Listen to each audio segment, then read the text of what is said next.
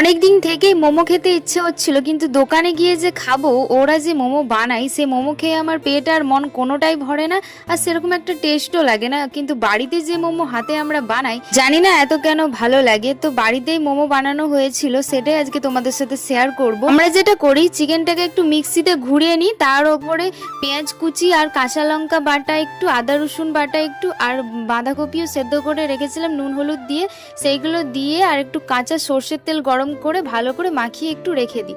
আর এদিকে মোমোর জন্য সসটাও বানিয়ে নিয়েছি। আমরা বাড়িতেই সস বানাই, ওই কেনা সস আমাদের একদমই ভালো লাগে না খেতে। আর একটু চিকেন স্যুপও বানিয়েছিলাম। তো ফার্স্টে কড়াই তেল দিয়ে ওর ওপরে একটু পেঁয়াজ কুচি, গাজর কুচি আর রসুন কুচি, তার ওপরে একটু হাড় দেখে মাংস রেখেছিলাম সেটা দিয়ে দিয়েছি। ওর ওপরে একটু গোলমরিচ, নুন এগুলো দিয়ে ভালো করে একটু ভেজে আর একটু জল দিয়ে দিয়েছি। ওটা ফুটে এলে কর্নফ্লাওয়ার দিয়ে আর একটা ডিম দিয়ে নাবিয়ে নিয়েছি। মা এদিকে ময়দাটা মেখে দিয়েছে আর লেচিও করে দিয়েছে, সেইগুলোকে দিদি এখন বেলে দিচ্ছে। আর মোমো যেটাই বানাবো আমি, সেটাতে একটু তেল ব্রাশ করে নিচ্ছি আর তারপরে একে একে মোমোগুলো বানিয়ে ফেলেছি। আর আমি অত ভালো শেপগুলো দিতে পারি না মোমোর, যেমন পারি সেরকমই বানিয়েছি আর কি।